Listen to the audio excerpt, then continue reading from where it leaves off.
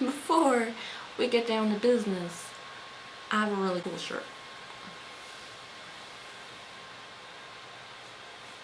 I never need to speak anymore. I can just gesture to my top, living the dream.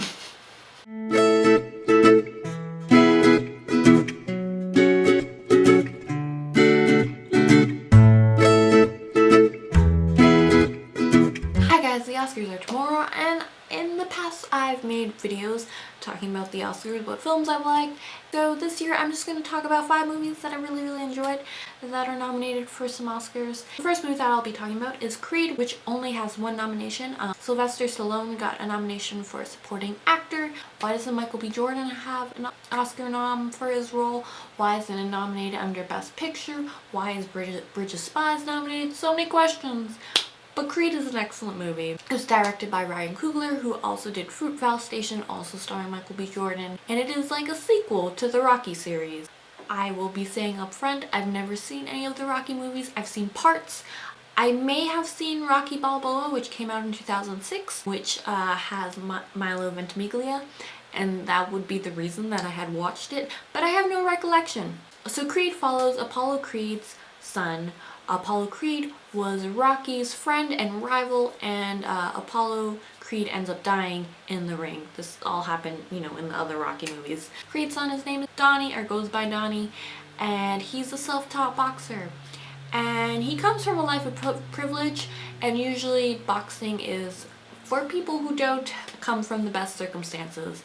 But he's a self-taught boxer. It's his job, which he recently got a promotion in, decides to move to Philadelphia to try to convince Rocky, who he's never met before, to train him. This is such a fantastic movie. I love the journey that Donnie goes on. I love the relationship that he builds with Rocky.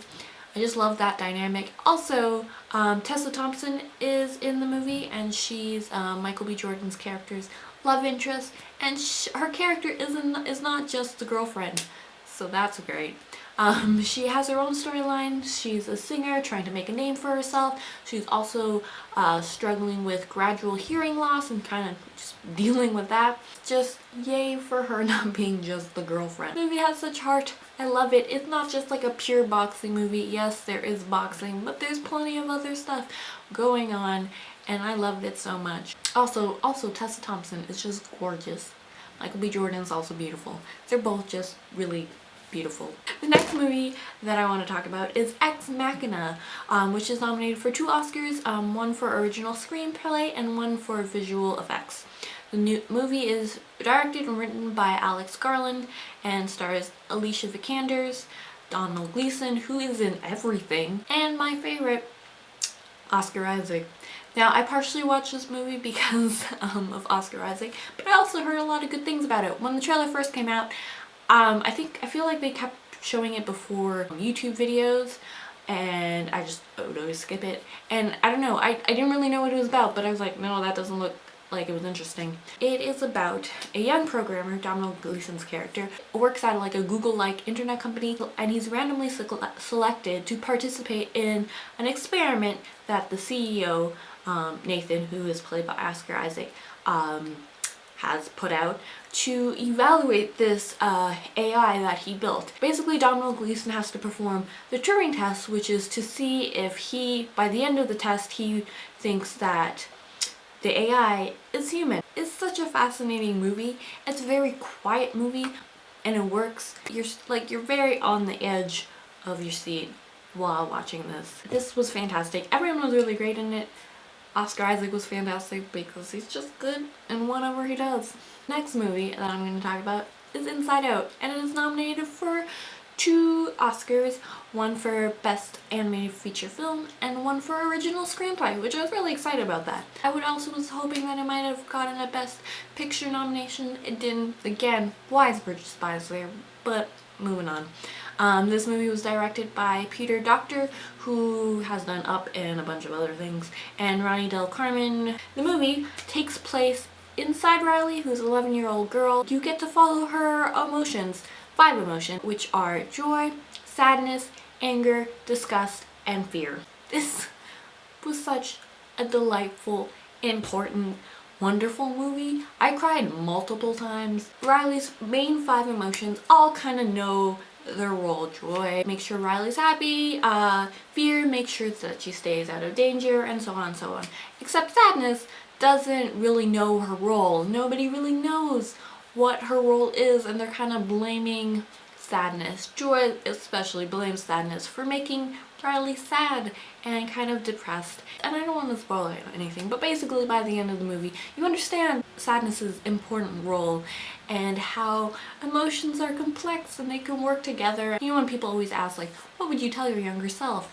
I would just show her this movie, and I feel like it would make life a lot easier for me. So the next movie that I want to talk about is Mad Max Fury Road. When I saw the trailer for this film, I thought, that does not interest me at all. I knew it was from a franchise. I never had seen the franchise. I still haven't seen any of the previous Mad Max movies. Then, when it came out, a lot of the women that I follow on Tumblr started talking about Mad Max Fury Road and how like it's actually like this badass, sorry parents, movie about these ladies kind of taking care of business and looking out for each other.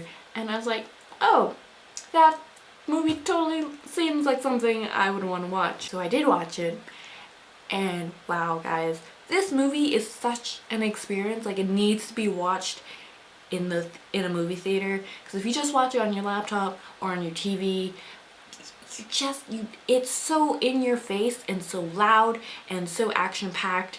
It's so intense, but that you need that kind of theater experience. Like, I walked out of the theater not being able to fully hear.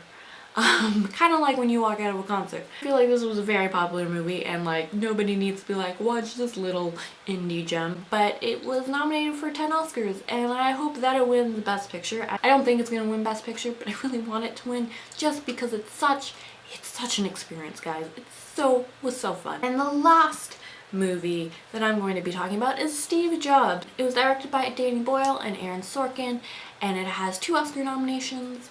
And I loved this movie. I loved it so much. It was the first time I'd ever seen a movie by myself, and I just had like such a fantastic time because it was a fantastic movie, and also I think because I saw it by myself, which I know sounds strange, but kind of like, you know that Friends episode where Rachel goes out to dinner by herself and she just has a wonderful time and then she continues to do it?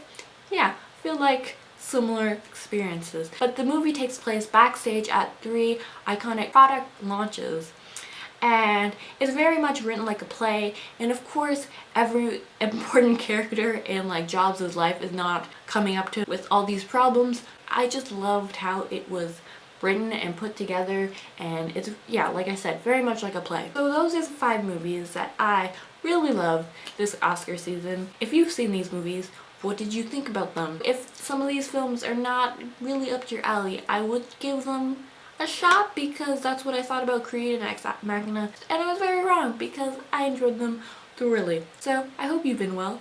Bye guys. No.